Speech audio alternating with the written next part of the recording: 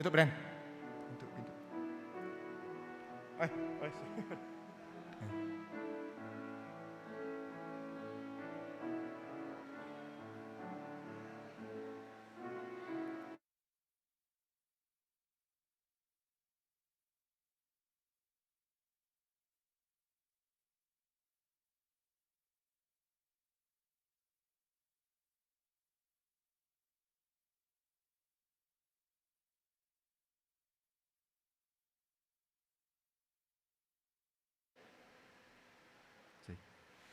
Shalom, saudara kasih.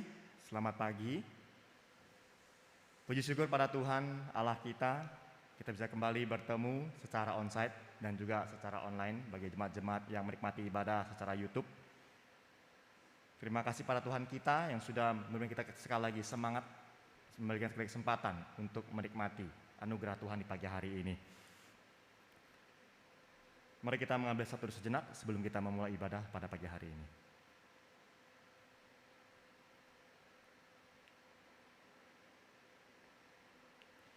Yesaya 12 ayat 4-5, firman Tuhan mengatakan, pada waktu itu kamu akan berkata, bersyukurlah pada Tuhan, panggillah namanya, beritahukanlah perbuatannya di antara bangsa-bangsa. Masyurkanlah bahwa namanya tinggi luhur. Bermasmurlah bagi Tuhan sebab perbuatannya mulia. Baiklah hal ini diketahui di seluruh bumi. Ibadah pada pagi hari ini diselenggarakan dalam nama Allah Bapa, Allah Putra, dan Allah Roh Kudus. Saya undang semua jemaat untuk bangkit berdiri. Kita mau memuji Tuhan, menikmati anugerah Tuhan, dan memberikan hormat bagi Dia, hormat bagi Allah Bapa.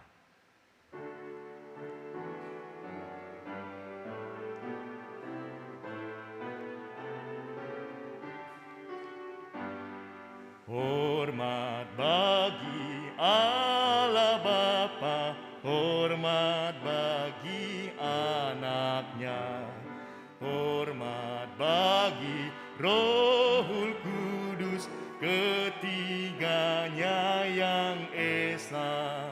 Haleluya, haleluya, ketiganya yang esa. Hormat bagi Raja Surga, Tuhan kaum manusia. Hormat bagi Raja Gereja di seluruh dunia. Haleluya, haleluya, di seluruh dunia. Haleluya, persembahan bala kerajaan. Haleluya, persembahan bala kerajaanmu. Diletakkan siang malam di hadapan tatanya. Haleluya, haleluya, di hadapan tatanya. Tuhan kami sangat bersyukur Tuhan di pagi hari ini Engkau masih memberikan kesempatan untuk menikmati anugerah Tuhan, untuk menikmati berkat Tuhan. Kami masih bisa memuji Tuhan, kami masih menikmati kasih Tuhan di dalam ibadah pada pagi hari ini Tuhan. Terima kasih Tuhan untuk kesempatan kami bisa bertemu dengan teman-teman seiman kami. Terima kasih juga untuk teman-teman yang menikmati ibadah hari ini secara online. Kami sangat bersyukur Tuhan di tengah kesibukan kami, Engkau masih beri kesempatan untuk melayani Tuhan. Tuhan, pagi ini Tuhan kami menyerahkan ibadah ini dari awal pertengahan sampai akhir tangan Tuhan. Kiranya kami percaya Tuhan dari mulai sampai akhir ibadah ini kami akan menikmati sesuatu yang terbaik dalam hidup kami, yaitu memuji Tuhan dan mendengarkan firman Tuhan. Terima kasih ya Bapa, kami menyerahkan sekali lagi untuk koneksi internet bagi teman-teman nikmati ibadah secara YouTube. Kiranya mereka bisa menikmatinya dengan benar dari depan Tuhan. Terima kasih, kami berdoa pada Tuhan menyerahkan untuk teman-teman kami, saudara-saudara kami dalam perjalanan. Sungguh Tuhan mau memberkati mereka sehingga bisa bersama kami bergabung di sini. Tuhan terima kasih, kami akan sekali lagi Tuhan ibadah ini dari awal, pertengahan, sampai akhir ke dalam tangan Tuhan. Dalam nama Tuhan Yesus kami berdoa dan bersyukur. Haleluya. Amin. Kita tetap berdiri saudara kasih, kita akan bersama-sama mengucapkan pengakuan iman kita, pengakuan iman rasuli. 1, 2, dan 3. Aku percaya kepada Allah, Bapa yang Maha Kuasa, Khalik langit dan bumi, kepada Yesus Kristus, anak yang tunggal Tuhan kita, yang dikandung dari Roh Kudus, lahir dari anak darah Maria, yang menderita sengsara di bawah pemerintahan Pontius Pilatus, disalibkan, mati dan dikuburkan, turun ke dalam kerajaan maut, pada hari ketiga bangkit pula dari antara orang mati, naik ke surga, duduk di sebelah kanan Allah yang Maha Kuasa. Dan dari sana ia akan datang untuk menghakimi orang yang hidup dan yang mati. Aku percaya kepada Roh Kudus, Gereja yang kudus dan am, persekutuan orang kudus, pengampunan dosa, kebangkitan daging, dan hidup yang kekal. Amin. Mari kita kembali memuji Tuhan, hormat diberi bagi Bapa, Anak, dan Roh Kudus. Hormat diberi bagi Bapa, Anak, dan Roh Kudus, dari mula sampai sekarang dan seterusnya, termulia. Amin, amin. Berilah hormat padahu, berilah hormat pada Allah, berilah hormat padahu, patut pujilah terus. Puji Allah pemberi berkat, puji Allah segala bangsa, puji Allah yang tertinggi, puji Bapa, Putra, dan Roh.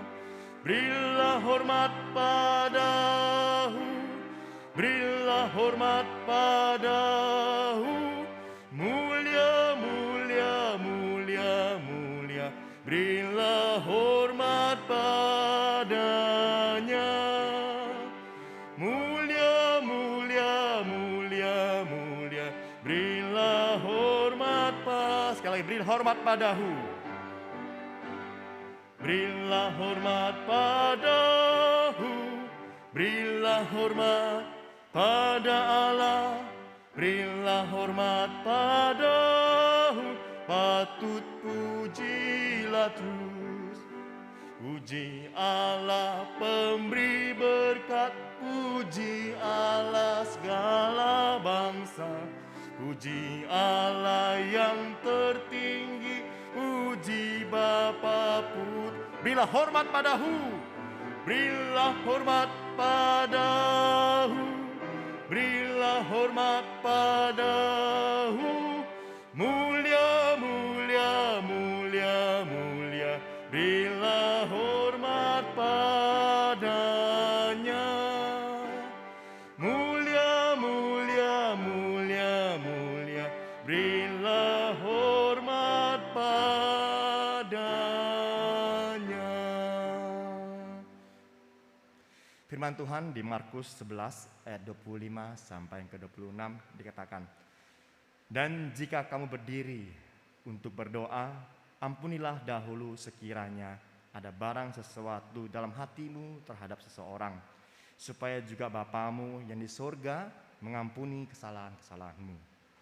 Tetapi jika kamu tidak mengampuni, maka Bapamu yang di sorga juga tidak akan mengampuni kesalahan-kesalahanmu. Saat ini terkasih, saya mengundang kita semua untuk minta ampun dosa pada Tuhan, mengakui setiap dosa kesalahan yang kita lakukan pada Tuhan. Mari kita berdoa. Ya Bapa, ya Tuhan, terima kasih sekali lagi Tuhan untuk pagi ini. Kami masih bisa berdoa di hadapan-Mu, meminta pengampunan dari Engkau Tuhan. Ampunilah kami Tuhan sekali lagi untuk setiap kesalahan dosa yang kami lakukan secara sengaja atau tidak sengaja. Apalagi Tuhan, seringkali kami tahu itu dosa, kami tahu itu tidak sesuai dengan kehendak-Mu, tapi kami malah sengaja melakukannya. Sungguh Tuhan tegur kami, sungguh Tuhan kuatkan kami Tuhan, untuk kami bisa bertobat setiap hari. Sungguh Tuhan, kami percaya kami dengan bersyukur Tuhan, Engkau Allah Maha Kasih, kiranya kasih-Mu mau mengampuni kami. Terima kasih Tuhan kami, terima kasih Allah kami, dalam nama Tuhan Yesus kami bersyukur, haleluya, amin. Jemaat dipersilakan duduk kembali. Pagi ini saudara kasih, kita akan membaca firman Tuhan yang diambil di dalam kitab Amsal, ya, Amsal yang ke-10. Kita akan baca secara bergantian, ya, dari yang ayat ke-6 sampai ayat yang ke-10. Ya, mari kita baca secara bergantian. Ayat ke-6 saya, Bapak Ibu bisa membacakan ayat ke-7, kita baca sampai ayat yang ke-10. Ya, mari kita sama-sama baca ini. Ayat ke-6 saya, ayat ke-7 Bapak Ibu saudara kasih. Berkat ada di atas kepala orang benar, tetapi mulut orang fasik menyembunyikan kelaliman. Silakan.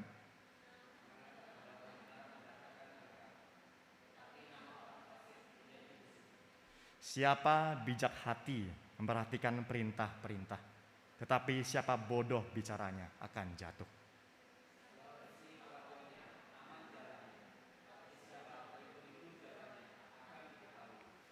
Siapa mengedipkan mata menyebabkan kesusahan, siapa bodoh bicaranya akan jatuh. Wow, luar biasa ya teguran firman Tuhan untuk kehidupan kita. Kiranya hidup kita saudara kasih ya dipenuhi dengan hikmat Tuhan. Hidup kita saudara kasih dalam sehari-hari ya, kita percaya bahwa Kristus hidup di dalam hidup kita, sehingga kita mau ngapain pun kita percaya semuanya hanya untuk kemuliaan bagi nama Tuhan. Mau kita kerja, mau kita bisnis, mau kita apapun ya, kita percaya apa yang kita lakukan semuanya apakah memuliakan nama Tuhan. Mari kita satu pujian, kiranya Kristus hidup selalu di dalam hidup kita. Mari kita melayani Tuhan, bukan hanya di gereja, tapi dimanapun ya, bahwa saya hidup buat Tuhan. Ya, mari kita naik pujian ini. Kristus hidup, ku melayani Tuhan, sahabat yang benar. Ku yakin ia hidup sekarang dan selamanya.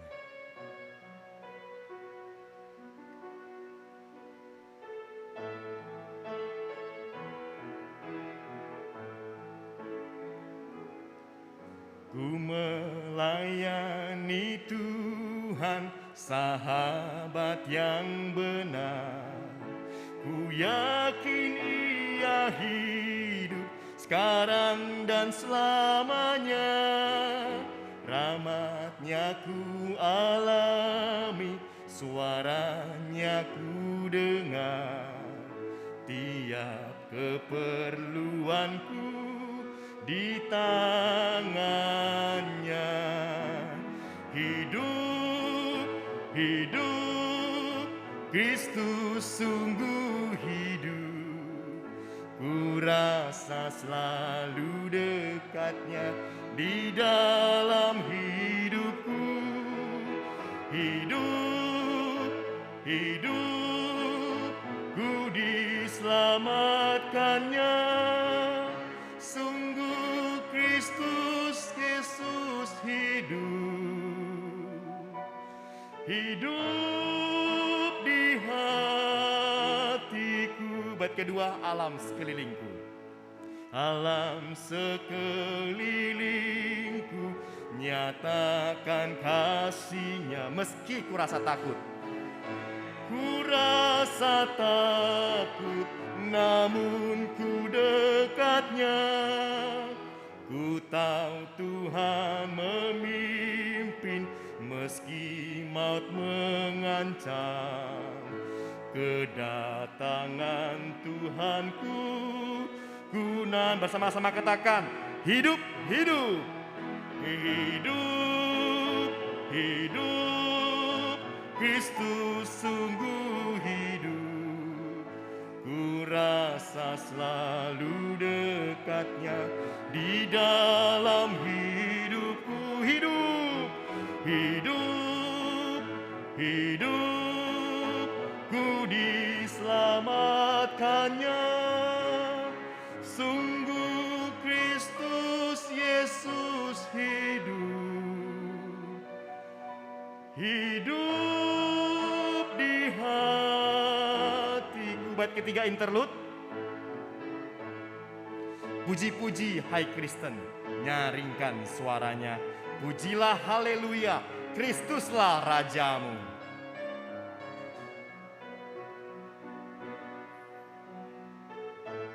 Boleh saya undang semua jemaat bangkit berdiri? Kenakan pujian ini sekali lagi. Puji-puji hai Kristen. Puji-puji hai Kristen, nyaringkan suaranya. Pujilah haleluya, Kristuslah Rajamu. Yesus jadi harapan, penolong yang tak ada yang setara dengan Dia. Tak yang setara dengan Dia. Hidup, hidup, Kristus sungguh hidup. Rasakan kedekatan Tuhan. Lu dekatnya di dalam hidupku. Hidup, hidup, ku diselamatkannya. Sungguh Kristus Yesus hidup. Hidup di sekali lagi referen katakan, hidup, hidup, Kristus sungguh hidup. Hidup, hidup, Kristus sungguh, hanya Yesus hidup dalam hatiku. Ku rasa selalu dekatnya di dalam hidupku. Hidup, hidup, ku diselamatkannya. Katakan sungguh Kristus hidup. Kristus Yesus hidup. Hidup di hatiku.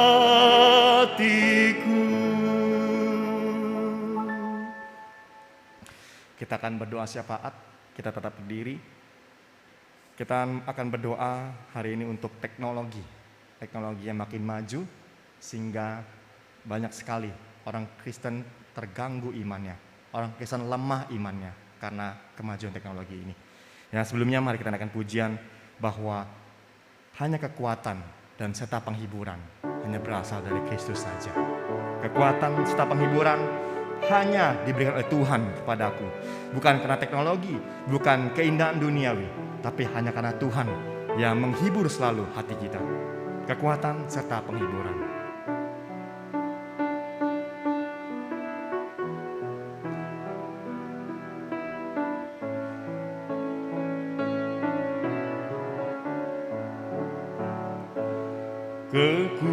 Kekuatan serta penghiburan diberikan Tuhan padaku.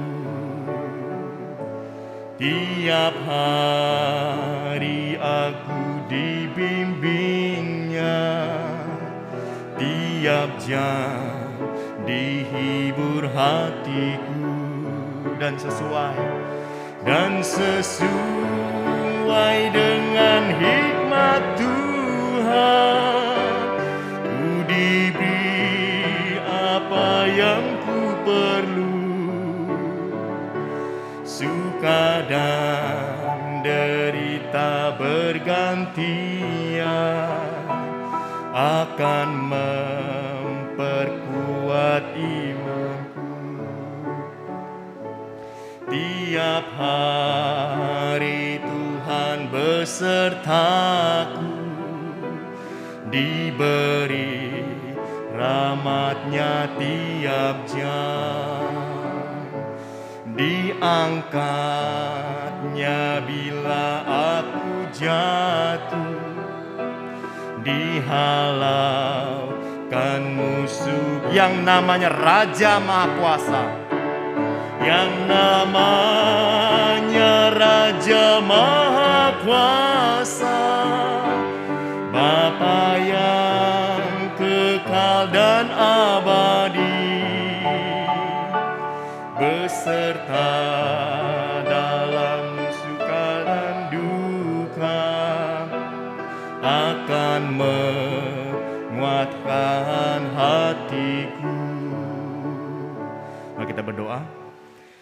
Sungguh Tuhan, kami bersyukur untuk kekuatan dan penghiburan yang kami percaya selalu setiap detik Engkau beri pada kami. Kami percaya Tuhan, setiap suka dan duka kami yang kami lewati, kami percaya Tuhan itu semua sudah Engkau atur, dan kami percaya Engkau sudah atur demi pertumbuhan iman kami ya Tuhan. Terima kasih untuk kekuatan kami masih bertahan sampai hari ini. Terima kasih untuk penghiburan yang membuat kami masih percaya kepada Tuhan. Di tengah mungkin banyaknya bencana yang kami alami, di tengah mungkin banyaknya ujian kami alami, kami percaya Tuhan bahwa tangan Tuhan tidak pernah lepas dari kami. Terima kasih Tuhan, Allah kami yang baik. Terima kasih Kau Tuhan Allah yang Maha Kasih. Sungguh Tuhan, pagi ini Tuhan kami berdoa untuk dunia yang makin hari sudah makin maju, terutama dalam hal teknologi ya Tuhan.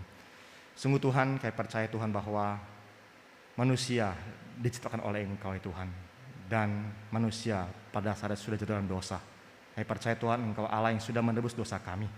Tuhan, kami berdoa pada Tuhan untuk orang-orang, manusia-manusia yang hari ini tidak menganggap Engkau ada. Mereka yang sudah mungkin mau melawan Engkau ya Tuhan. Mereka menggunakan teknologi yang super canggih, teknologi yang makin maju untuk melawan Engkau ya Tuhan. Untuk membuat hidup yang abadi, untuk membuat keturunan dengan mesin-mesin ya Tuhan. Tuhan, kami berdoa padamu Tuhan, kiranya kemajuan hikmat yang Kau berikan pada kami sebagai manusia, kami bisa gunakan dengan benar di depan Tuhan. Sungguh Tuhan, kami berdoa pada Tuhan juga untuk teknologi saat ini Tuhan, di mana media sosial begitu kencang, di mana ketika pandemi Tuhan kami menjadi satu kebiasaan untuk menikmati ibadah secara YouTube, menikmati ibadah mungkin gara-gara pandemi Tuhan kami menikmati ibadah online dengan tidak benar di depan Tuhan. Sungguh Tuhan, ampuni kami ya Bapa. Tuhan tolong pakai Tuhan teknologi yang makin maju ini bukan untuk melawan Engkau, tapi kiranya teknologi yang makin maju ini membuat kami makin takut akan Engkau, membuat kami makin taat dan setia kepada Tuhan. Kami berdoa untuk keturunan-keturunan kami ya Tuhan. Kami berdoa untuk anak-anak kami. Kami berdoa untuk cucu-cucu kami ya Tuhan. Kami menyerahkan ke dalam tangan Tuhan. Kami percaya Engkau Allah yang akan terus menyertai mereka. Di tengah teknologi yang akan terus makin maju, kiranya iman kami pun makin maju. Kiranya ketaatan kami kepada Tuhan, ketaatan kami kepada Tuhan makin meningkat ya Tuhan.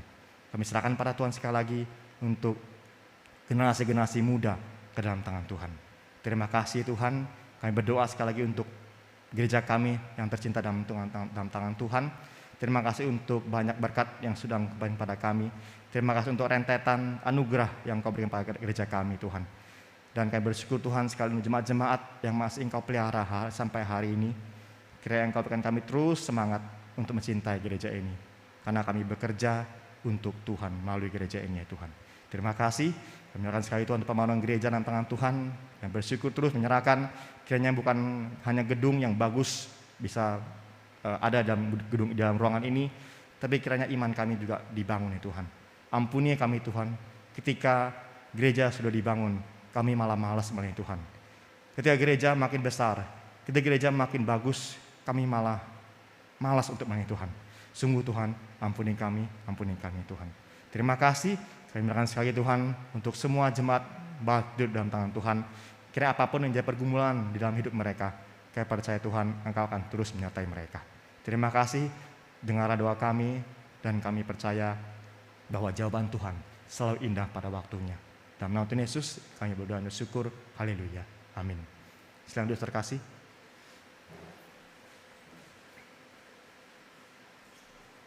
Mazmur 119 ayat 9 sampai 10 mengatakan, dengan apakah seorang muda mempertahankan kelakuannya bersih dengan menjaganya sesuai dengan firman-Mu. Dengan segenap hatiku aku mencari Engkau, janganlah biarkan aku menyimpang dari perintah-perintah-Mu. Sebentar kita akan mendengar firman Tuhan yang akan dibawakan oleh Evangelis Joni. Mari kita naikkan satu pujian, nyatakan Yesus dalam-Mu. Nyatakan Yesus dalam-Mu, sampaikan firman dengan hati teguh. Nyatakan Yesus dalam hidup kita. Di dunia yang penuh cemar antara sesama.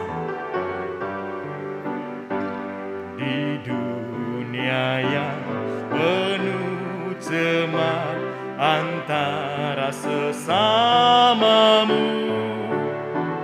Hiduplah saleh dan benar, nyatakan Yesus dalammu. Nyatakan Yesus dalammu. Nyatakan Yesus dalammu.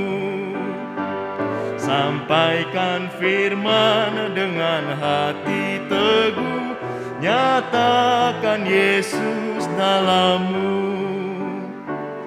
Hidupmu kitab terbuka, dibaca sesamamu. Apakah tiap pembacanya melihat Yesus dalammu? Nyatakan Yesus dalammu.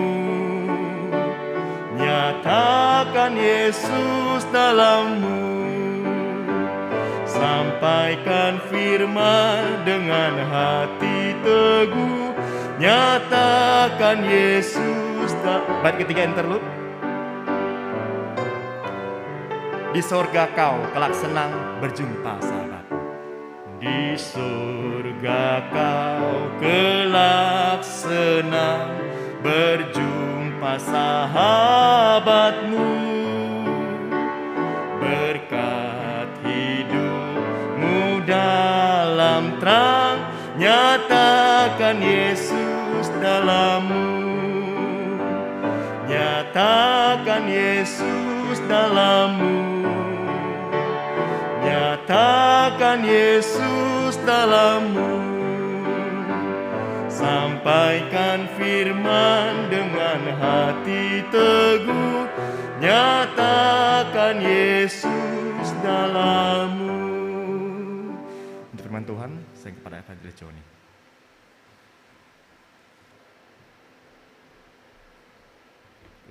Mari kita berdoa.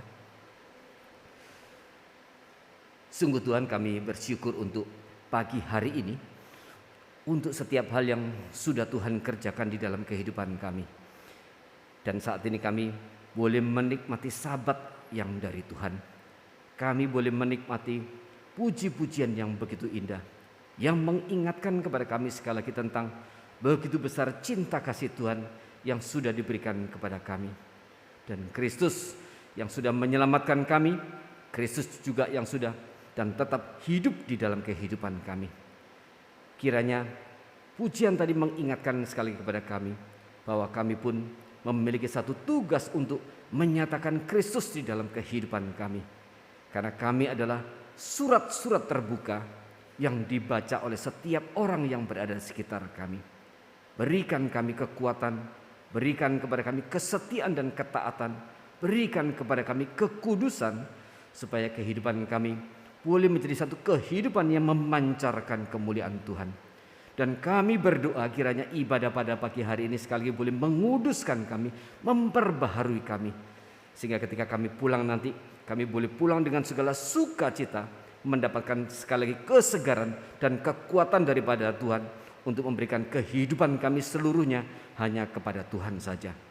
Dan sebentar kami akan mendengarkan firman Tuhan. Mohon Tuhan berkati, berbicaralah kepada kami.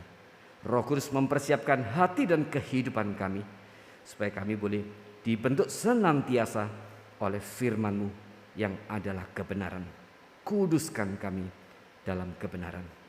Di dalam nama Tuhan Yesus Kristus kami sudah mengucap syukur dan berdoa. Amin. Selamat pagi saudara. Hari ini saya akan berbicara tentang Injil, ya, melanjutkan khotbah kita di dalam hari kematian Jumat Agung dan juga kebangkitan.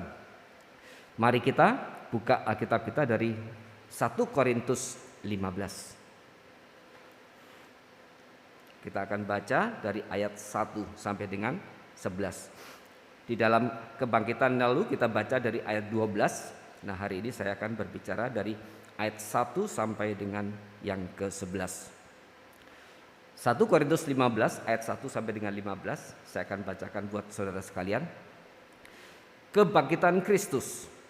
Dan sekarang saudara-saudara, aku mau mengingatkan kamu kepada Injil yang aku beritakan kepadamu dan yang kamu terima, dan yang di dalamnya kamu teguh berdiri. Oleh Injil itu kamu diselamatkan, asal kamu teguh berpegang padanya, seperti yang telah kuberitakan kepadamu, kecuali kalau kamu telah sia-sia saja menjadi percaya. Sebab yang sangat penting telah kusampaikan kepadamu, yaitu apa yang telah kuterima sendiri, ialah bahwa Kristus telah mati karena dosa-dosa kita sesuai dengan kitab suci, bahwa Ia telah dikuburkan, dan bahwa Ia telah dibangkitkan pada hari yang ketiga sesuai dengan kitab suci, bahwa Ia telah menampakkan diri kepada Kefas dan kemudian kepada ke-12 muridnya. Sesudah itu Ia menampakkan diri kepada lebih dari 500 saudara sekaligus. Kebanyakan dari mereka masih hidup sampai sekarang, tetapi beberapa di antaranya telah meninggal. Selanjutnya Ia menampakkan diri kepada Yakobus, kemudian kepada semua rasul, dan yang paling akhir dari semuanya, Ia menampakkan diri juga kepadaku, sama seperti kepada anak yang lahir sebelum waktunya. Karena aku adalah yang paling hina dari semua rasul, bahkan tidak layak disebut rasul, sebab aku telah menganiaya jemaat Allah. Tetapi karena kasih karunia Allah, aku adalah sebagaimana aku ada sekarang. Dan kasih karunia yang dianugerahkannya kepadaku tidak sia-sia. Sebaliknya, aku telah bekerja lebih keras daripada mereka semua, tetapi bukannya aku, melainkan kasih karunia Allah yang menyertai aku. Sebab itu, baik aku maupun mereka, demikianlah kami mengajar dan demikianlah kamu menjadi percaya. Saudara-saudara, di bagian ini Paulus berbicara tentang beberapa hal kepada kita semua. Yang pertama, kita lihat di ayat 1 dan 2, Paulus berbicara tentang buah Injil, yaitu kepada jemaat di Korintus. Kemudian ayat 3 dan 4, Paulus berbicara tentang pengertian Injil. Apa itu Injil? Dan kemudian di bagian terakhir Paulus bicara tentang bukti-bukti kebangkitan. Nah saudara, hari ini kita bicara tentang berita dan kuasa Injil. Hari ini saya akan fokus kepada berita Injil, dan minggu depan saya akan bicara tentang kuasa Injil. Nah saudara, apa itu berita Injil? Di ayat 3 dan 4 Paulus berkata, sebab yang sangat penting telah kusampaikan kepadamu, yaitu apa yang telah kuterima sendiri, ialah bahwa Kristus telah mati karena dosa-dosa kita sesuai dengan kitab suci, bahwa Ia telah dikuburkan, dan bahwa Ia telah dibangkitkan pada hari yang ketiga sesuai dengan kitab suci. Di sini Paulus menyebut ada 3 istilah. Ia sudah mati, dikuburkan, dan kemudian sudah bangkit. Sekali lagi, dia sudah mati, dikuburkan, dan kemudian bangkit. Saudara, inilah inti berita Injil, yaitu bahwa Kristus sudah mati, dikuburkan, dan kemudian bangkit pada hari yang ketiga. Nah, kita sudah bahas 2 hal ini, yaitu kematian dan kebangkitan itu tidak mungkin bisa dipisahkan. Kalau Yesus mati tapi tidak bangkit, maka sia-sialah kematiannya. Sebaliknya, tidak mungkin Yesus bisa bangkit kalau dia tidak benar-benar mati. Ini satu kesatuan yang tidak mungkin kita bisa pisahkan. Waktu dia bangkit, menyatakan bahwa persembahan korban yang Yesus berikan di atas kayu salib itu kemudian diterima oleh Allah. Diterima oleh Allah. Dan kemudian kebangkitannya menyatakan satu kuasa yang ada di dalam Kristus sebagai anak Allah. kuasa kebangkitan yang sudah menaklukkan kuasa maut itu. Nah saudara, kalau kita perhatikan di dalam kisah Alkitab, Injil ini sebenarnya dimulai dari mana? Dari mana Injil ini dimulai?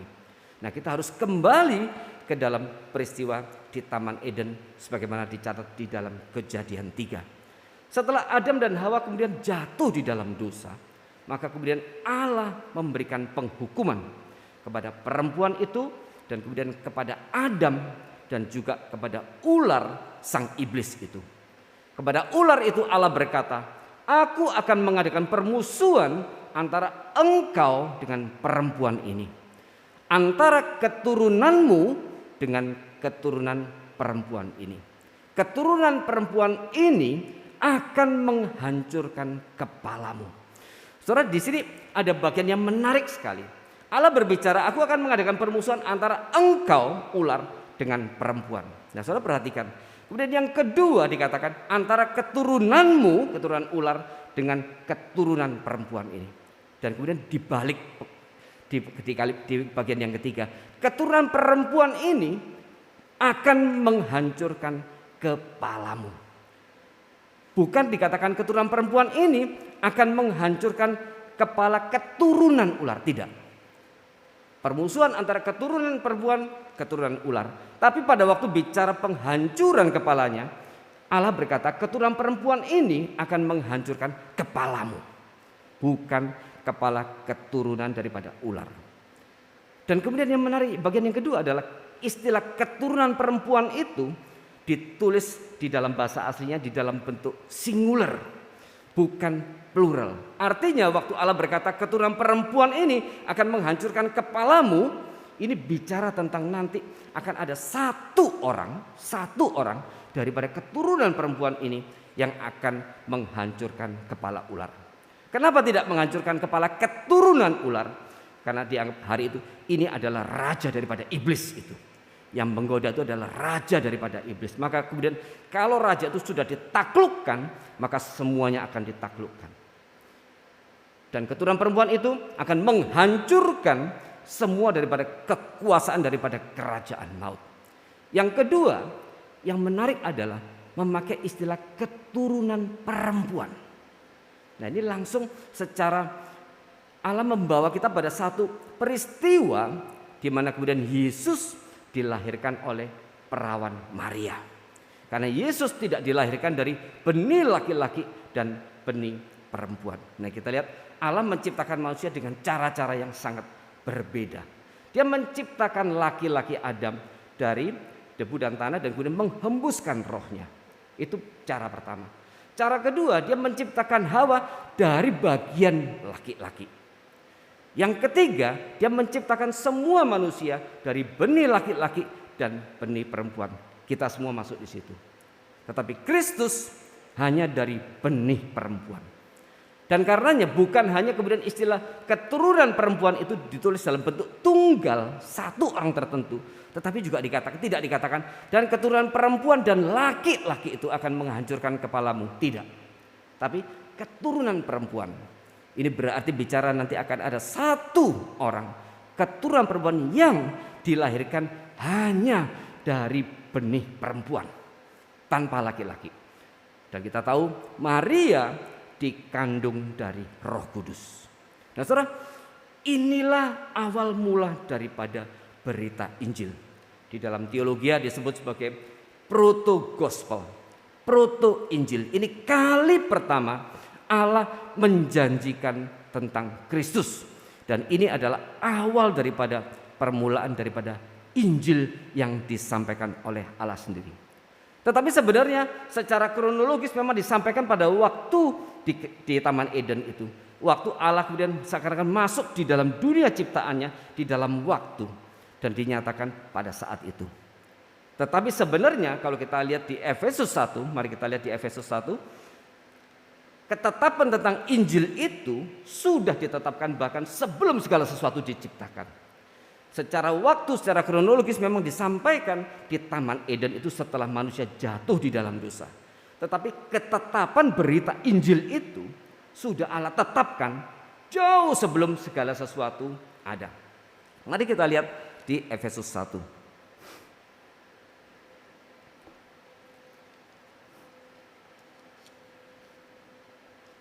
Efesus 1 ayat 3 dan seterusnya. Kekayaan orang-orang yang terpilih. Terpujilah Allah dan Bapa Tuhan kita Yesus Kristus, yang di dalam Kristus telah mengaruniakan kepada kita segala berkat rohani di dalam surga.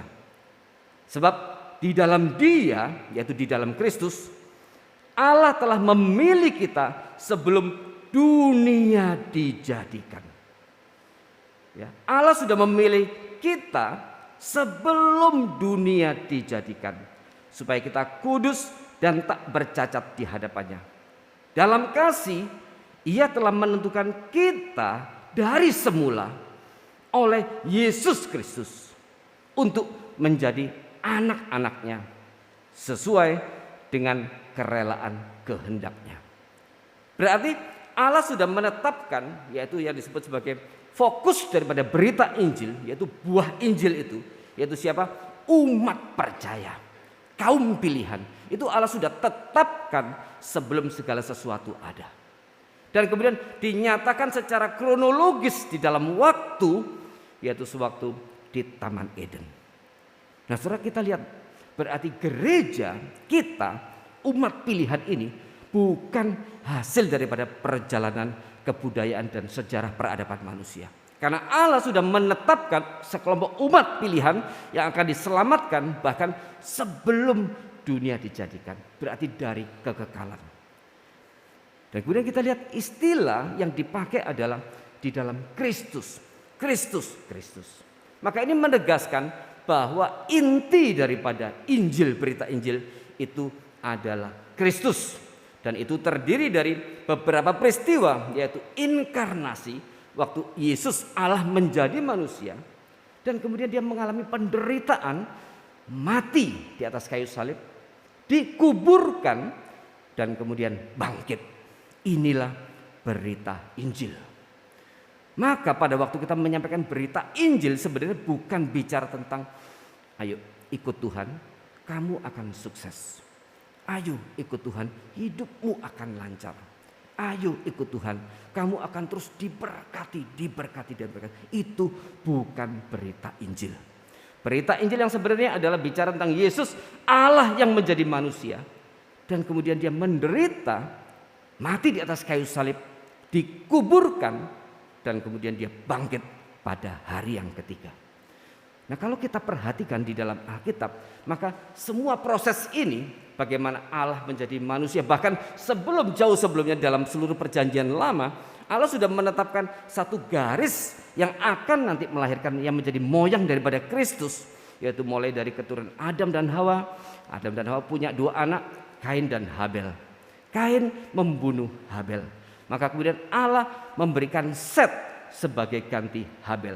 Maka Adam dan Hawa dari dua garis ini, Kain dan Set, Allah menetapkan ini garis orang berdosa dari Kain, dan kemudian garis orang benar, orang percaya, yaitu dari Set. Maka kemudian dari Set terus turun sampai nanti kita lihat dari silsilah di Kejadian 4 sampai dengan nanti akhirnya pada Nuh.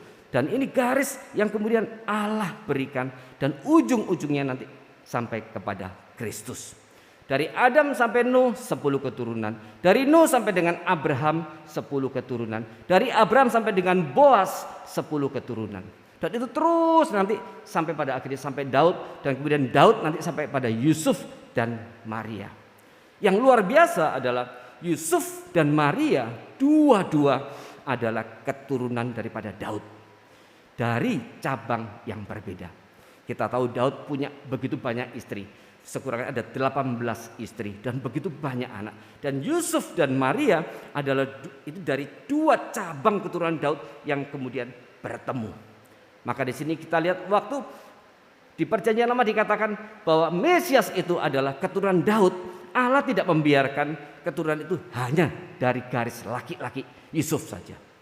Sebenarnya kalau hanya dari garis laki-laki, tetap itu sah bahwa Yesus adalah keturunan Daud. Karena sistem dari Yahudi adalah patriarkal. Tetapi Allah membuat keduanya, yaitu Yusuf dan Maria, dua-dua adalah keturunan daripada Daud dari cabang yang berbeda, dari istri yang berbeda. Nah, kalau kita perhatikan bahkan semenjak dalam perjanjian lama, bagaimana iblis terus berusaha menggagalkan daripada kelahiran Mesias ini.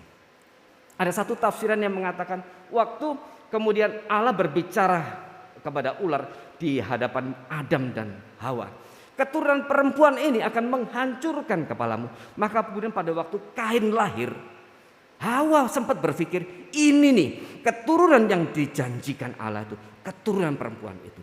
Dan kemudian Hawa memberikan nama kepada Kain, ini betul-betul berkat dari Tuhan. Dan dia berpikir inilah yang dijanjikan itu. Tapi ternyata salah. Dan kemudian Allah memberikan bagaimana silsilah Yesus itu secara bertahap, step by step. Sampai kemudian Yesus lahir. Tetapi dalam semua proses ini kita lihat begitu banyak gangguan, begitu banyak satu peristiwa yang seakan-akan akan menggagalkan kelahiran daripada Sang Mesias itu. Inti daripada Injil itu yaitu Kristus. Misalnya kita lihat dalam peristiwa Abraham dan Sarah. Allah sudah berkata, aku akan memberikan keturunanmu akan begitu banyak sampai tidak terhitung. Seperti mungkin bintang di langit dan pasir di laut. Dan itu diberikan pada waktu Abraham berumur 75 tahun. Dan kemudian Abraham nunggu sampai umur 90, sampai umur 15. Kok gak lahir-lahir ya anak ini, kok gak ada. Dan mungkin Abraham sama Sarah hari itu sudah bertanya-tanya, mungkin gak ya aku sudah tua, dan kemudian dikatakan Sarah sudah mati pucuk. Mana mungkin aku akan memberikan keturunan. Maka kemudian di dalam kemanusiaan mereka yang terbatas dan di dalam keberdosaan mereka, kemudian mereka berespon secara salah terhadap rencana dan kehendak Tuhan. Maka Sarah kemudian memberikan Hagar kepada Abraham. Nah, saudara, ini satu prinsip. Di dalam pelayanan Tuhan tidak ada istilah kita membantu Tuhan. Kita tidak membantu Tuhan. Sarah mungkin hari itu berpikir supaya mewujudkan rencana dan kehendak Allah, mereka akan punya keturunan, dia mau bantu. Dengan cara apa? Berinisiatif memberikan Hagar kepada Abraham. Nah, saudara, Hagar itu hadirnya dari mana? Waktu Abraham dan Sarah kemudian pergi ke Mesir dan kemudian ada peristiwa dengan Fir'aun itu. Dan kemudian Fir'aun marah, engkau berbohong, engkau mengatakan bahwa Sarah adalah saudaramu. Karena Abraham takut mati. Karena Sarah dikatakan begitu cantik. Dan Fir'aun kemudian jatuh cinta kepada Sarah dan kemudian tanya, ini siapa? Abraham bilang, daripada aku dibunuh, dia diambil jadi istri, bilang aja saudara. Dan mereka bilang, oh saudara. Oh gitu ya. Wah, Fir'aun senang. Dia ambil Sarah sebagai istri. Tapi kemudian Tuhan tegur dia di dalam mimpi. Dan Tuhan tidak izinkan Fir'aun menyentuh Sarah. Fir'aun kaget. Dia bangun, dia marah sama Abraham. Kenapa engkau berbohong? Abraham akhirnya bilang, aku takut mati. Nanti kamu bunuh aku, kamu ambil dia, aku mati. Jadi kami mengaku ini saudara. Tapi memang betul. Tapi saya nggak bohong, memang dia saudaraku. Karena Abraham dan Sarah itu memang saudara. Kalau tidak salah satu ayah beda ibu. Tapi itu setengah kebenaran. Dan akhirnya dia suruh Abraham dan Sarah pergi dengan memberikan begitu banyak harta milik, termasuk siapa? Budak. Yaitu siapa? Hagar salah satunya. Nah, di bagian ini kita harus pahami ini cara kerja setan menitipkan Hagar untuk diberikan kepada Abraham dan Sarah. Maka kemudian Hagar inilah yang akhirnya melayani Abraham dan Sarah sebagai budak. Suatu saat disodorkan oleh Sarah, kau menikah saja dengan Hagar. Supaya apa? Supaya janji Allah itu akhirnya bisa digenapkan kepada kita, punya keturunan. Karena mereka sudah tunggu 15 tahun, kok enggak terjadi janji Allah itu. Maka kemudian Hagar diberikan kepada Abraham. Dan kita tahu akhirnya buah daripada konflik antara Hagar dengan Sarah sampai hari ini tidak selesai-selesai. Saudara, di dalam pelayanan tidak ada istilah kita membantu Allah. Seperti Sarah dan Abraham yang quote and quote seakan-akan ingin membantu Allah supaya genap rencananya. Dan kemudian Allah tegur mereka.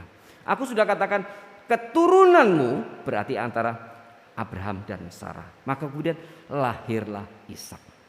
Nah, kemudian di dalam semua tahap itu setan terus mengganggu. Memang tidak bisa kita katakan bahwa semuanya itu dari upaya setan, tetapi juga apa? respon daripada manusia yang berdosa yang tidak bisa memahami rencana dan kehendak Allah. Dan kemudian keberdosaan manusia itu yang seringkali seakan-akan menggagalkan rencana dan kehendak Allah untuk kelahiran daripada Kristus itu. Dan itu terjadi dalam setiap tahap keturunan. Sampai akhirnya kita sudah membaca dalam perjanjian baru waktu Yesus, peristiwa yang mengiringi kelahiran Yesus, begitu banyak tantangan yang harus dihadapi oleh Yusuf dan Maria. Bahkan kemudian setelah Yesus lahir, ada pembunuhan oleh Herodes terhadap bayi-bayi. Diperkirakan hari itu ratusan anak-anak berumur 2 tahun ke bawah dibunuh oleh Herodes. Kita melihat bagaimana setan dan juga manusia berdosa terus bekerja untuk apa? Melawan pekerjaan Allah. Dan saya percaya di balik keberdosaan manusia itu setan ikut bekerja. Karena ini sudah diwahyukan di dalam kitab Wahyu. Naga itu memburu perempuan yang melahirkan anak laki-laki itu. Dan anak laki itu kemudian dibawa ke hadapan Allah. Maka kemudian naga itu, sang ular itu mengejar perempuan itu. Perempuan itu dilarikan ke padang gurun dan kemudian dilindungi oleh Tuhan. Maka ular itu kemudian memburu semua keturunan daripada perempuan itu. Siapa keturunan perempuan ini? Ini adalah gereja. Dan ular itu terus memburu. Itu yang dikerjakan oleh setan sampai hari ini. Terus mengganggu, ingin menggagalkan pekerjaan Tuhan.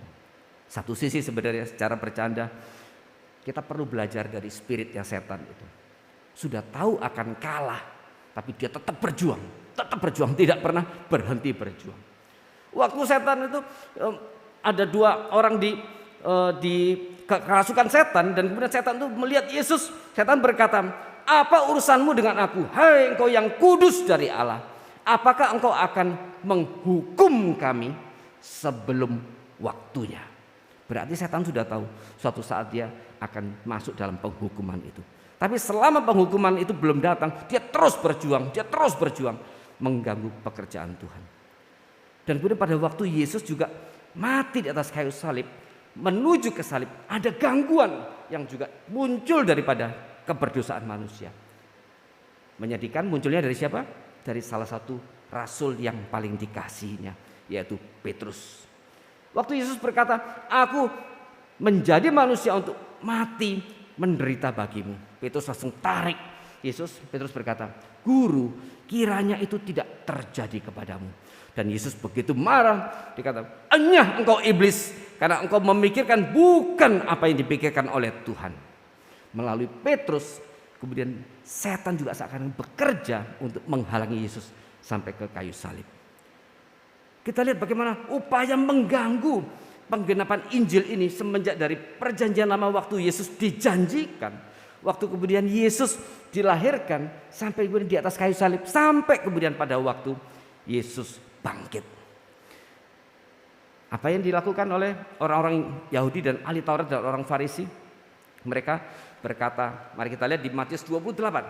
Setelah Yesus mati, kemudian mayatnya diambil dimasukkan ke kubur, ya, dikubur, dan kemudian apa yang terjadi, ya? Mari kita lihat di Matius 28.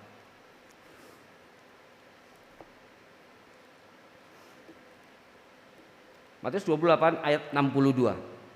Kubur Yesus dijaga. Keesokan harinya, yaitu sesudah hari persiapan, datanglah imam-imam kepala dan orang-orang Farisi bersama-sama menghadap Pilatus. Dan mereka berkata, "Tuan, kami ingat bahwa si penyesat itu sewaktu hidupnya berkata, 'Sesudah 3 hari aku akan bangkit.'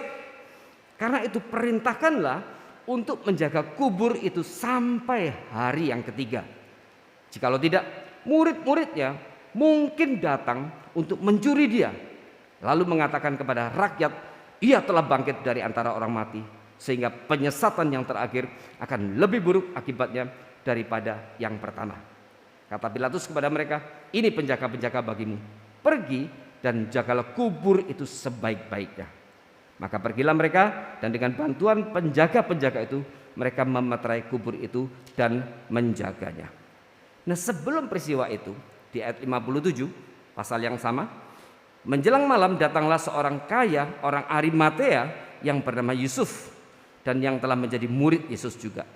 Ia pergi menghadap Pilatus dan meminta mayat Yesus. Pilatus memerintahkan untuk menyerahkannya kepadanya, dan Yusuf pun mengambil mayat itu, mengapaninya dengan kain lenan yang putih bersih, lalu membaringkannya di dalam kuburnya yang baru, yang digalinya di dalam bukit batu. Dan sesudah menggulingkan sebuah batu besar ke pintu kubur itu, pergilah ia. Tetapi Maria Magdalena dan Maria yang lain tinggal di situ, duduk di depan kubur itu. Bagian ini penting saya bacakan buat saudara sekalian, karena kemudian muncul apa? Setelah Yesus kemudian bangkit, muncul berita-berita palsu tentang Yesus. Dikatakan kemudian iman orang-orang Farisi dan ahli Taurat membayar para penjaga itu, disuap, bilang nanti kalau ada orang tanya kemana Yesus itu, bilang sudah dicuri oleh para muridnya. Nah, kita baca tadi orang Farisi dan ahli Taurat menghadap Pilatus. Setelah Yusuf dari Arimatea mengambil jenazah Yesus dan kemudian dimasukkan ke dalam kubur batu itu, ahli Taurat dan orang Farisi datang. Yesus sudah bilang dulu pada hari ketiga dia akan bangkit. Nah, supaya nanti nggak dicuri oleh muridnya, tolong kasih penjaga. Dan hari itu Pilatus memberikan 1 regu penjaga. 1 regu itu terdiri dari 16 orang. 16 penjaga yang menjaga kubur Yesus. Itu minimal. Karena apa? Karena Bait Allah juga punya penjaganya sendiri. Jadi saya percaya selain 16 pasukan daripada Pilatus yang menjaga kubur Yesus itu, pasti dari imam-imam dan ahli Taurat juga mengirimkan penjaganya untuk menjaga kubur itu. Nah, ini penting saya sampaikan karena ada orang yang nggak percaya dengan kebangkitan Yesus. Bilang begini, ini dari para teolog-teolog liberal. Mereka bilang hari itu sebenarnya Yesus nggak bangkit.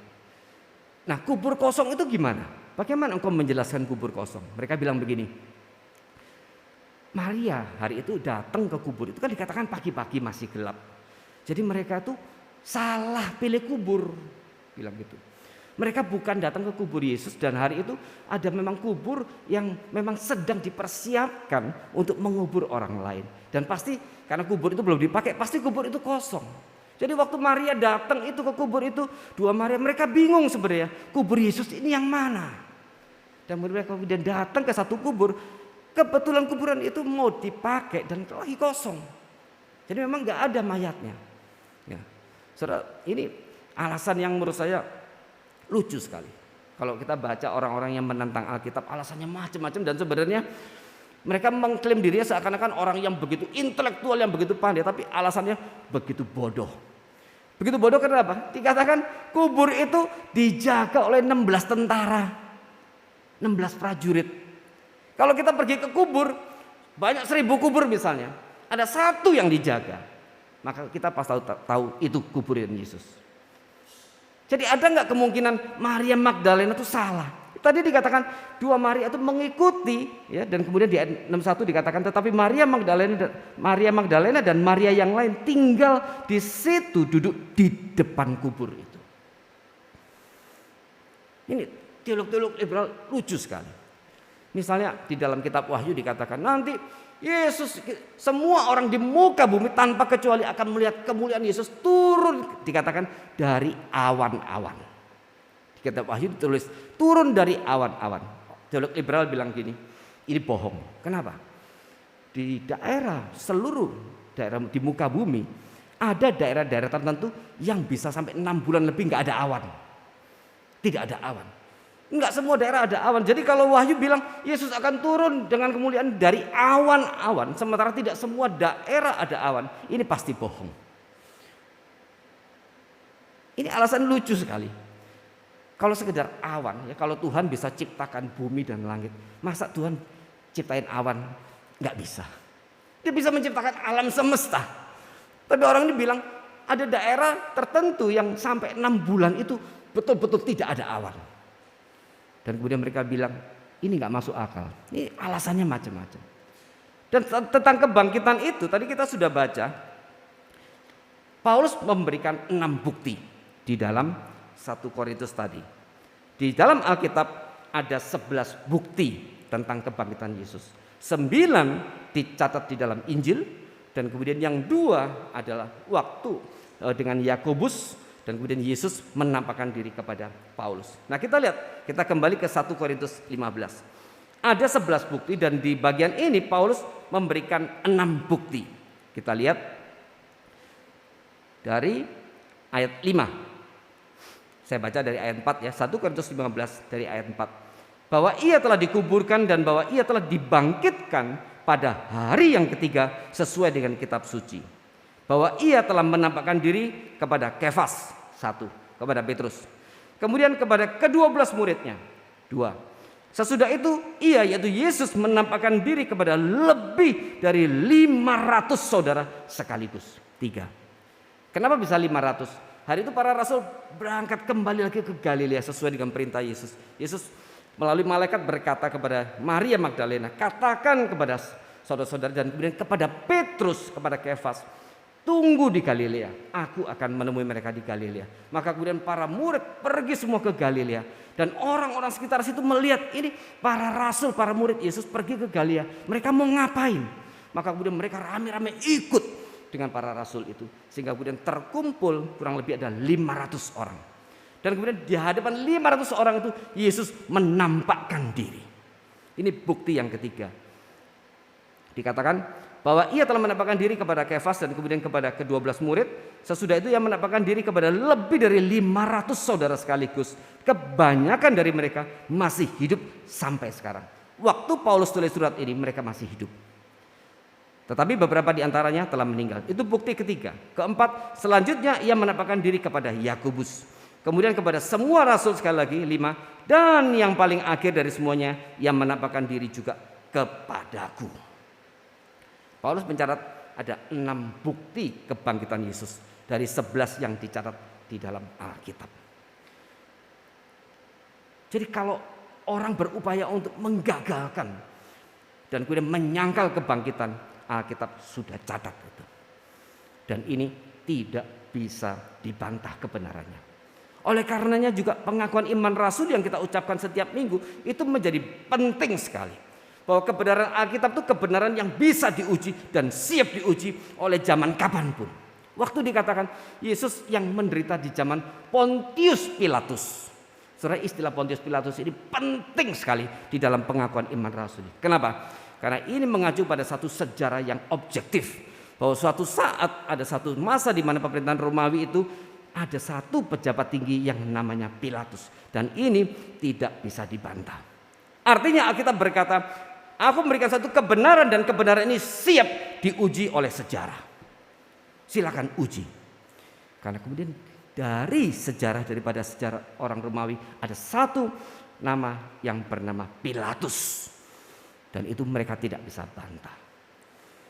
Saudara, siapakah manusia yang ingin terus membantah kebenaran Allah, yang ingin terus melawan kebenaran daripada Allah? Manusia yang begitu picik, yang begitu sempit, yang begitu dangkal, tapi merasa bahwa dirinya, pikirannya bisa melampaui pikiran daripada Tuhan. Allah sudah menyatakan bahwa manusia adalah ciptaannya yang begitu sempit, terbatas, dan kemudian berdosa. Limited, created, limited, dan kemudian corrupted. Tercemar oleh dosa. Dan hari ini banyak orang-orang yang terus menolak keilahian Yesus, menolak kebangkitannya. Tapi Alkitab sudah catat. Dan ini tidak bisa dibantah. Di hadapan 500 orang sekaligus. Saudara, inilah berita Injil. Inilah berita Injil. Dan Allah di dalam tiap tahapannya terus memberikan satu bukti-bukti, satu dasar-dasar kebenaran yang tidak bisa digugat lagi kebenarannya. Inilah Injil. Nah sekarang apa sifat-sifat daripada Injil?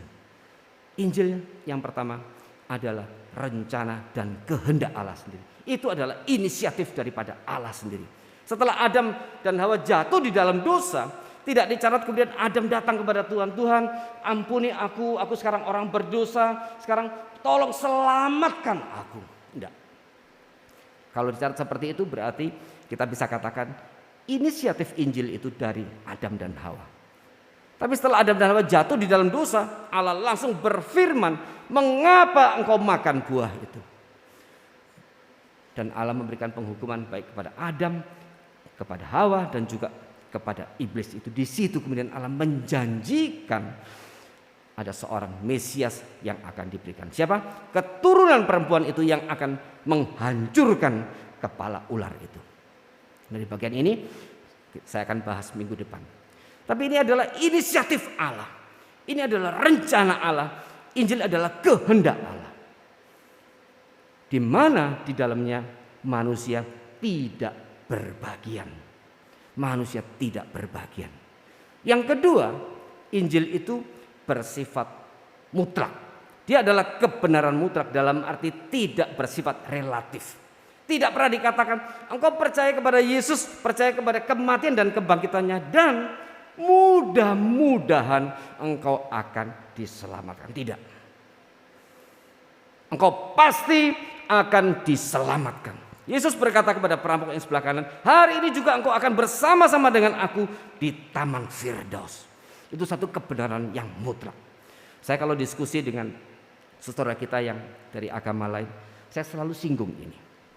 Coba engkau Bapak Asu, pikirkan sekali lagi. Kenapa hanya Yesus yang berani bicara itu? Kenapa tidak ada satupun pemimpin agama yang berani bicara, ikut aku, percaya aku, pasti akan selamat? Kenapa tidak ada yang berani bilang itu? Mereka diam biasanya sampai di situ. Saya bilang, semua pemimpin agama itu orang-orang yang agung sekali, orang-orang yang besar sekali. Semuanya agung, pengajarannya begitu agung, begitu besar. Dan mereka begitu jujur bahkan terhadap diri sendiri. Dan karena mereka tidak yakin dan tidak bisa memastikan bahwa siapa yang percaya kepada mereka pasti akan selamat. Dan karena itu mereka tidak pernah bicara kalimat itu. Saya bilang kalau kita mau iklan promosi satu produk, kalimat yang selalu seringkali diucapkan dulu zaman kita masih kecil, masih TVRI hitam putih. Kecap nomor 1, betul nggak? Sambal nomor 1. Saya belum pernah dengar ada orang iklan, saya bikin kecap nomor 3 di seluruh dunia, nggak ada. Selalu bilang nomor 1 kan. Kalau kita mau ajak orang agama ikut kita, kalimat yang paling sakti kan itu. Percaya aku, pasti selamat. Saya tanya, itu membuktikan memang semua pemimpin agama itu orang-orang yang begitu agung, saya begitu. Mereka begitu jujur dan mereka tidak tahu surga itu di mana dan mereka juga tidak tahu bagaimana cara ke sana. Sehingga mereka tidak berani mengatakan percaya aku, ikut aku, pasti masuk surga. Tidak ada. Paling banter cuma apa? Mudah-mudahan masuk surga. Injil kebenarannya bersifat mutlak, tidak relatif. Alkitab tidak berkata percaya kepada Yesus, terimalah Yesus sebagai Tuhanmu dan mudah-mudahan engkau akan diselamatkan. Tidak. Kita diselamatkan. Mari kita lihat di Roma 1. Itu bersifat mutlak.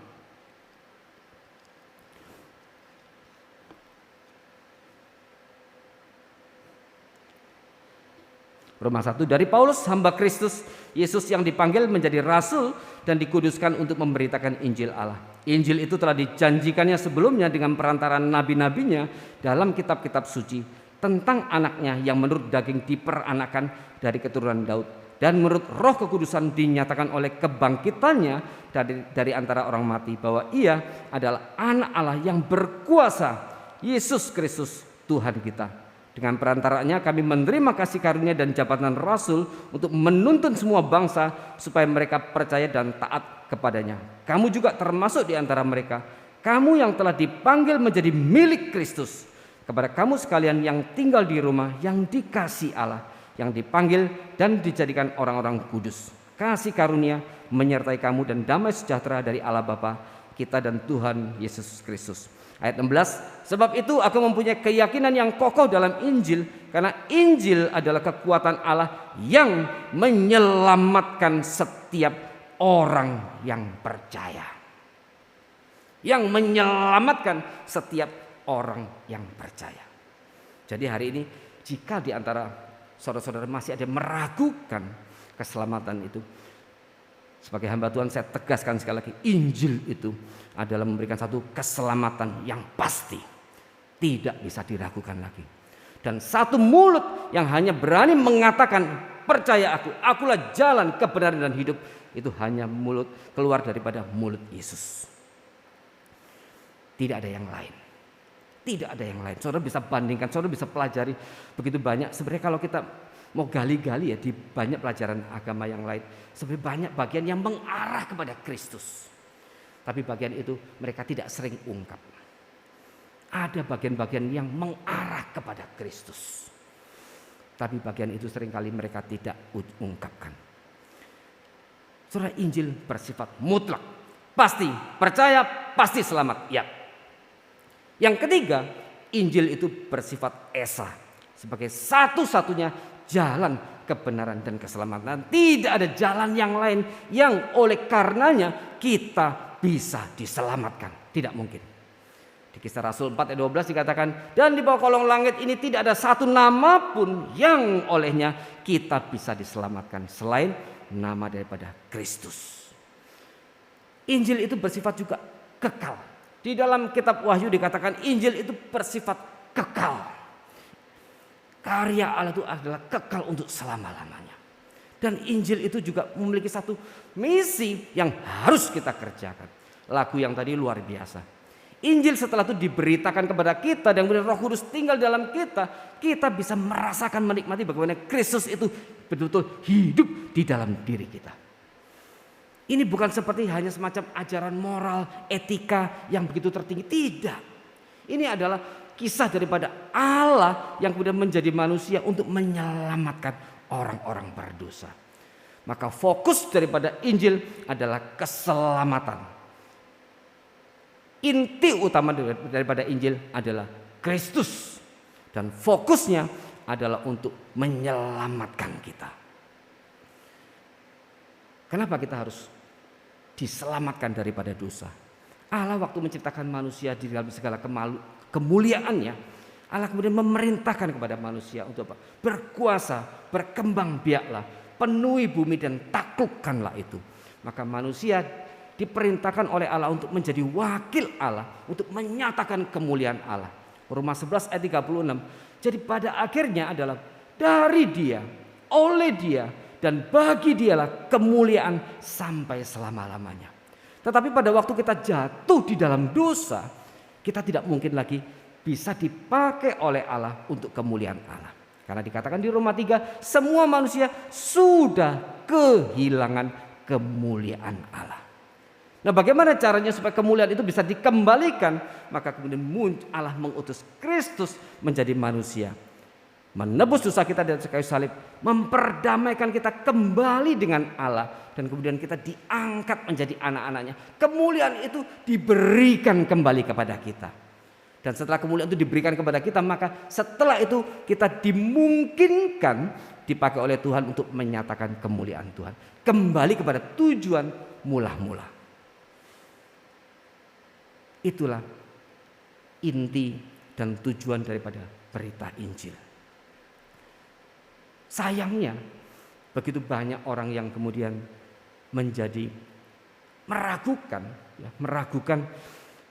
Karena apa? Karena seringkali kita salah membaca mengerti Injil. Saudara pasti sering mendengar orang-orang yang berkata, itu orang Kristen tapi kok hidupnya begitu ya. Lihat itu orang itu, dia agama ini begitu baik orangnya. Saudara, memang kita yang sudah menerima Kristus, kita harus menyediakan hidup kita, diri kita, sebagaimana pujian tadi, sebagai surat yang terbuka kepada semua orang. Dalam arti memang harus ada perubahan, harus ada transformasi yang terjadi dalam diri kita. Kalau tadinya kita mungkin suka judi, setelah bertobat terima Yesus, aku tidak suka judi. Tadinya kita mungkin suka bohong, setelah terima Yesus, aku tidak mau suka bohong. Tadinya kita dagang dengan cara yang pokoknya apa saja dilakukan, yang penting cuan. Setelah bertobat, tidak. Aku sekarang mau berusaha berbisnis dengan cara yang memuliakan Tuhan. Perubahan itu memang harus terjadi, iya. Tetapi kalau kita lihat pertama kali sebenarnya tujuannya bukan itu, Injil itu. Injil itu untuk menyelamatkan kita, untuk keselamatan kita. Itu Injil. Perampok yang di sebelah kanan Yesus itu, dia tidak punya waktu untuk berubah hidupnya. Mungkin saat itu dia masih, aduh, aku begitu banyak dosa ya, dan dia tidak punya waktu untuk memperbaiki hidupnya, tapi dia percaya. Tapi ini bukan berarti kemudian perubahan karakter tidak penting, tetapi kita salah fokus. Kita seringkali kemudian melihat, ajaran dari yang lain, agama yang itu begitu tinggi, begitu agung, dan kemudian kita terpukau dengan ajaran itu. Kita melihat perubahan orang-orang yang mengikut agama itu, tetapi kita sudah salah fokus sebenarnya. Karena fokus daripada Injil adalah keselamatan. Tetapi perubahan memang harus terjadi. Seperti lagu sekolah minggu, sedikit demi sedikit ya. Tiap hari, tiap sifat Tuhan mengubahku. Kita harus taat setia supaya kita bisa diubahkan. Harus iya. Tetapi tujuan Injil pertama-tama adalah keselamatan, bukan perubahan karakter kita. Pertanyaannya, apakah di luar Kristus ada yang menawarkan keselamatan kepada kita? Alkitab berkata tidak ada. Tidak ada. Memang menyedihkan kalau kita melihat seorang Kristen yang hidupnya tidak karuan, itu menyedihkan sekali. Tetapi sekali lagi, inti daripada berita Injil itu adalah keselamatan. Setelah kita diselamatkan, kita memang harus berubah supaya hidup kita ditransformasi, diubahkan oleh Roh Kudus. Ya, puji Tuhan. Tetapi kita jangan kehilangan yang paling penting, yaitu apa? Keselamatan itu. Kalau kita memang membaca misalnya buku-buku daripada Konghucu, luar biasa ajarannya. Misalnya seorang filsuf posmo bernama Emmanuel Levinas, dia pernah berkata begini, apa hakku untuk hidup kalau orang di sebelahku masih dalam penderitaan? Saudara, kalimat ini diucapkan oleh orang yang tidak percaya sama Tuhan. Emmanuel Levinas adalah seorang tokoh filsuf postmodern dan dia seorang Yahudi. Dia berkata, apa hakku untuk hidup kalau di sebelahku, saudara-saudaraku masih hidup di dalam penderitaan? Dan kebanyakan filsuf-filsuf postmo ini mereka punya kaitan dengan peristiwa Auschwitz daripada Hitler. Keluarganya dulu dibantai oleh Hitler. Dan kemudian kepahitannya terlalu besar sehingga dia tidak bisa menerima berita Injil. Suatu saat dosen saya ikut tur di Israel. Guide turnya seorang perempuan berumur kurang lebih 40-an. Selama 1 minggu itu dosen saya berusaha menginjili dia. Saat hari pertama, hari kedua, hari ketiga, tapi sulit sekali. Kenapa ya begitu sulit? Sampai kemudian di hari keberapa dari tur itu, sampailah mereka ke sebuah tempat yang namanya disebut kalau tidak salah Gua 1000 Lilin ya, atau 1 juta lilin. Itu berisi gua dan kemudian ada lilin. Satu lilin mewakili satu nama yang dibunuh oleh Hitler. Orang Yahudi yang dibunuh oleh Hitler. Sejarah mencatat 6 juta orang Yahudi yang dibunuh oleh Hitler. Mereka masuk, dosen saya masuk dipimpin oleh perempuan itu. Sampai kemudian di sebuah sudut tiba-tiba perempuan itu berhenti. Dan kemudian dia menangis dengan keras. Dosen saya bingung. Ada apa? Perempuan itu kemudian bilang, nunjuk lilin ini. Ini papaku, ini mamaku, ini kakekku, ini nenekku, ini adikku. Sambil nangis dia. Keluarga dia seluruhnya habis dibunuh oleh Hitler. Dan tinggal dia sendiri. Dan dia langsung tanya dengan nada yang keras kepada dosen saya, masihkah engkau bisa berkata Tuhan mengasihi aku? Baru dosen saya sadar kenapa Injil begitu sulit dia terima. Saudara, banyak alasan orang untuk menolak menerima Injil. Tapi hari ini saya beritakan sekali lagi, di luar Injil tidak mungkin engkau bisa diselamatkan. Dan Injil itu adalah Yesus, Allah yang menjadi manusia. Dia menderita dan mati bagi kita, dikuburkan dan kemudian dia bangkit pada hari yang ketiga. Hanya di dalam nama Yesus kita diselamatkan dan pasti akan diselamatkan. Di luar itu tidak mungkin ada keselamatan. Apa gunanya engkau memperoleh seluruh dunia tapi engkau kehilangan nyawamu? Inilah berita terbesar anugerah terbesar yang sudah Tuhan berikan kepada kita, yaitu cinta kasih-Nya untuk meraih kita kembali ke dalam dekapannya, dan itu hanya melalui satu nama, yaitu Kristus. Di luar Kristus tidak ada kemungkinan engkau bisa diselamatkan. Apakah engkau sudah membuka hatimu supaya Yesus masuk di dalam hidupmu dan kemudian tinggal selamanya dalam hidupmu? Pada waktu itu engkau diselamatkan. Sebagaimana Yesus berkata kepada perampok yang sebelah kanan, "Aku katakan kepadamu, hari ini juga engkau akan bersama-sama dengan aku di Taman Firdaus." Ini menyatakan Injil itu, keselamatan adalah sepenuhnya anugerah Allah. Saya tidak tahu berapa banyak dosa daripada perampok itu. Berapa banyak saya tidak tahu.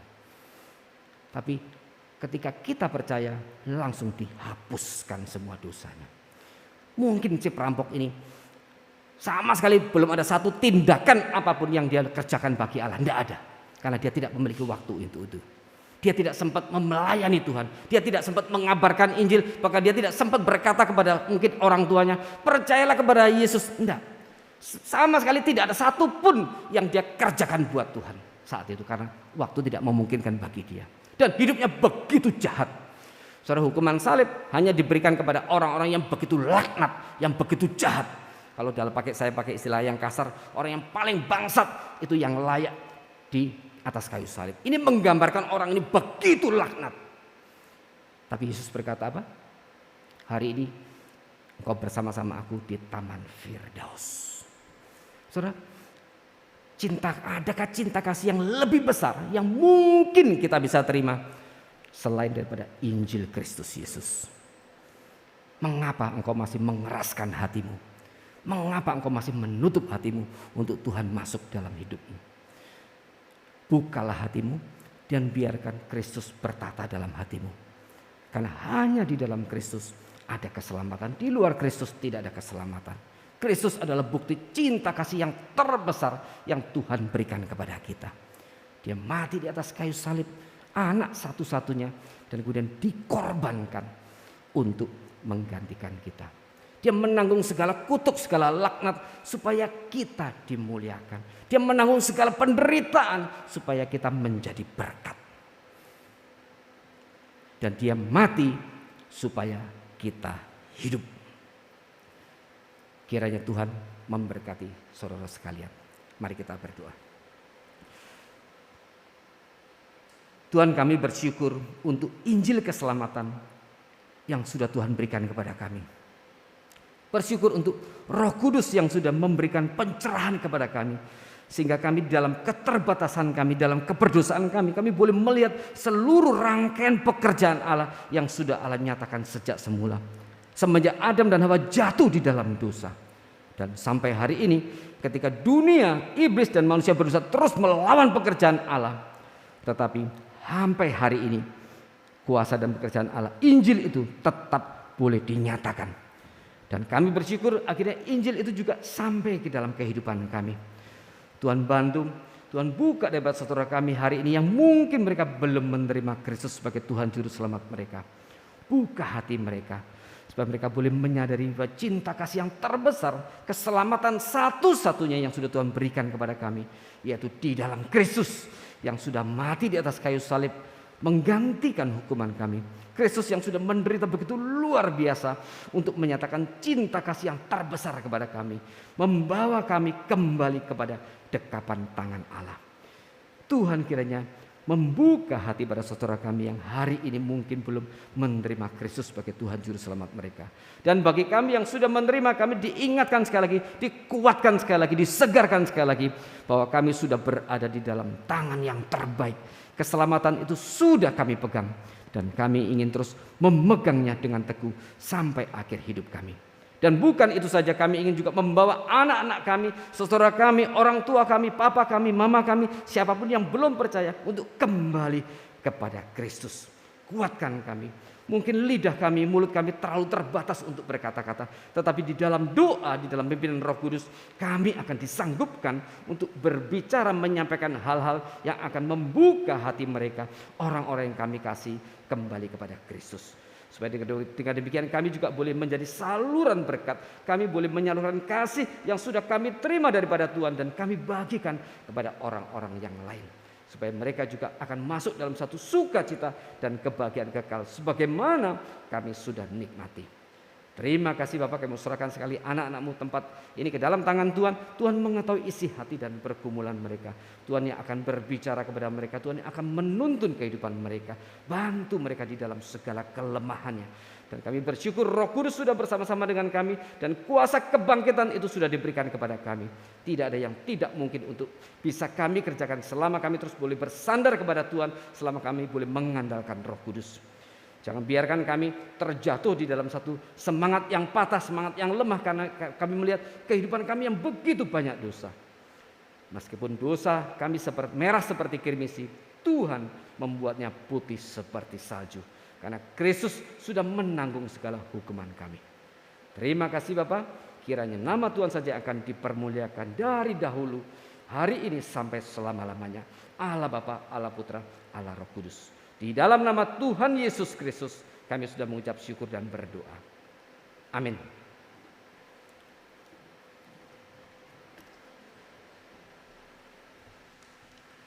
Terima kasih untuk Evangelis Joni atas firman Tuhannya tentang apa itu Injil di dalam kehidupan kita.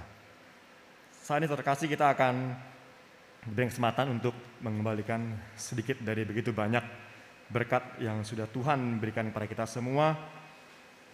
Mari kita datang dan penuhi panggilan Tuhan, yaitu memberikan terus yang terbaik kepada Tuhan kita.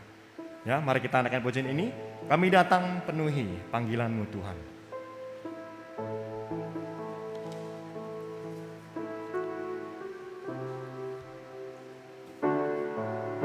Bisa dengan QR code ataupun dengan persembahan langsung. Kami datang penuhi panggilan-Mu Tuhan. Dengan apa yang dapat kami berikan, kami penuhi amanat agung-Mu, menyelamatkan jiwa yang tersesat. Kami datang penuhi panggilan-Mu Tuhan. Dengan apa yang dapat kami berikan, kami penuhi amanat agung-Mu, melayani yang lemah dan terbeban. Urapi kami Tuhan dengan kuasa Roh Suci, ringankan hati yang terbeban dan penuh kasih ilahi. Penuhi kami dengan kuasa dari tempat yang tertinggi, dan teguhkan semua kesaksian. Sekali lagi ya, kami datang penuhi panggilan-Mu. Kami datang penuhi panggilan-Mu Tuhan. Dengan apa yang dapat kami berikan, kami penuhi amanat agung-Mu, menyelamatkan jiwa yang tersesat. Kami datang penuhi panggilan-Mu Tuhan. Dengan apa yang dapat kami berikan, kami penuhi amanat agung-Mu, melayani yang lemah dan terbeban. Urapi kami Tuhan dengan kuasa Roh Suci, ringankan hati yang terbeban dan penuh kasih ilahi.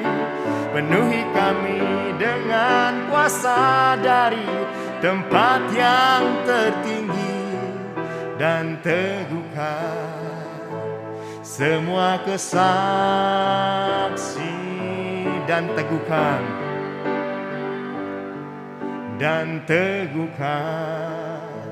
semua kesaksian.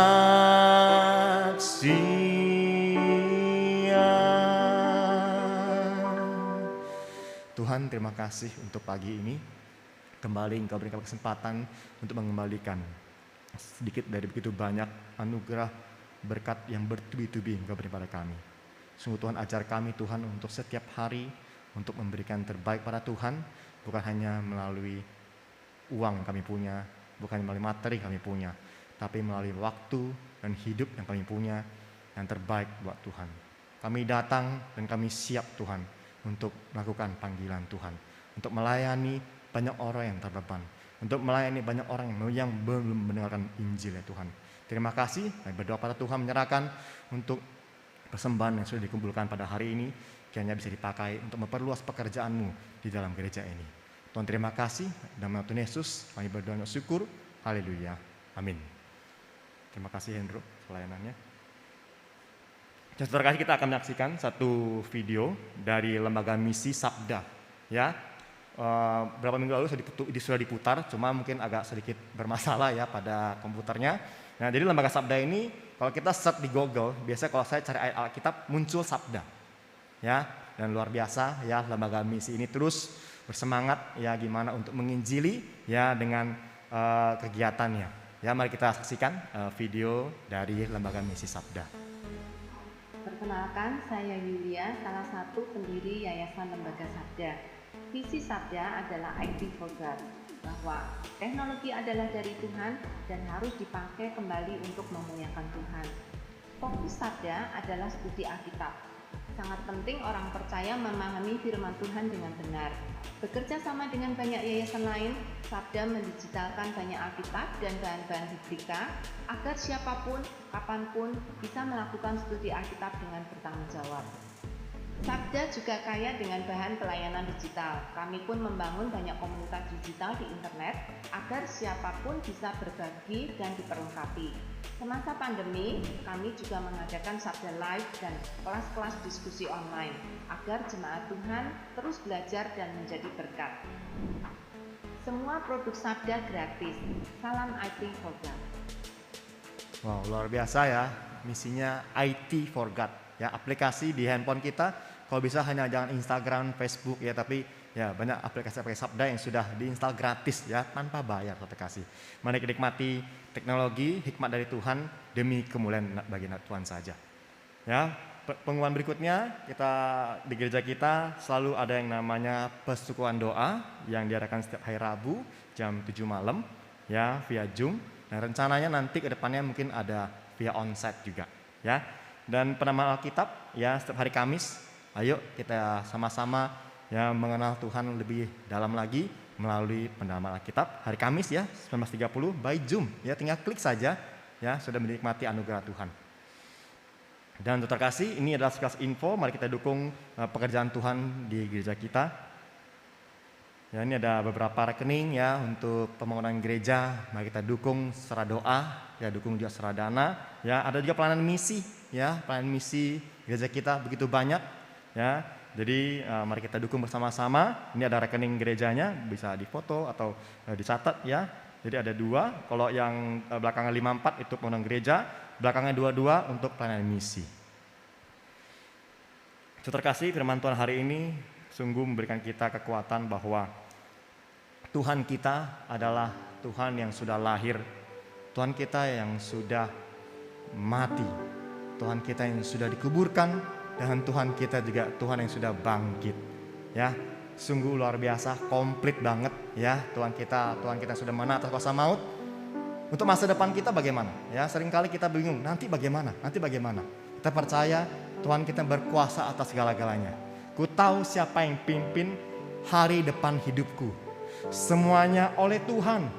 Bahkan bukan diatur hanya sedikit-sedikit, tapi diatur sungguh amat sempurna. Mari kita berdiri, mari kita mau naikkan pujian ini, menyatakan iman kita bahwa Tuhan, kami tahu bahwa Engkau yang memimpin hidup kami. Ku tahu siapa yang pimpin. Saya akan bahasa Indonesia 2 kali, habis itu bahasa Inggrisnya.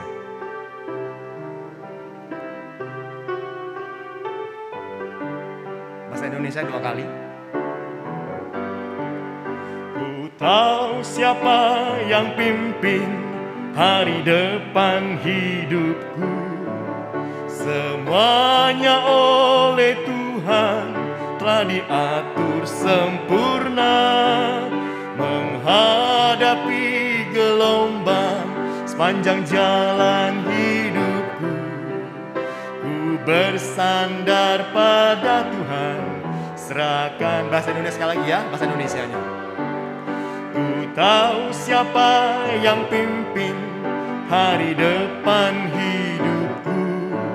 Semuanya oleh Tuhan telah diatur sempurna. Menghadapi gelombang sepanjang jalan hidupku, ku bersandar pada Tuhan, serahkan. Bahasa Inggrisnya, I know who hold tomorrow. I know who hold tomorrow, and I know He holds my hand. With God things done just happen, everything by Him is planned. So as I face tomorrow with its problem large and small, I trust the God of miracle, giving my all. Kita akan memberikan doa berkat yang akan disampaikan oleh Evangelis Joni.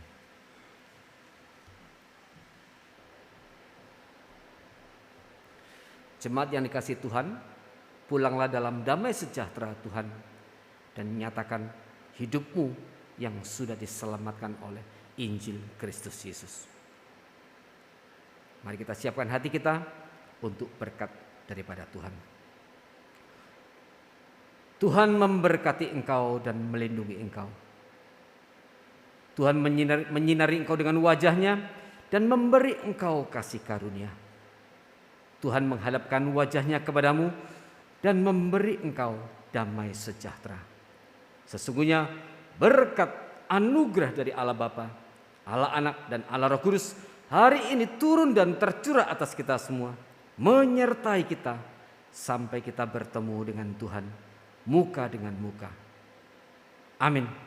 Doksologi.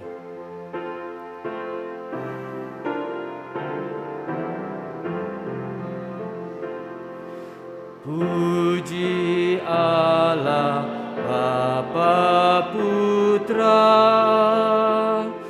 puji Allah Rohul Kudus, ketiganya yang esa. Pohon selamat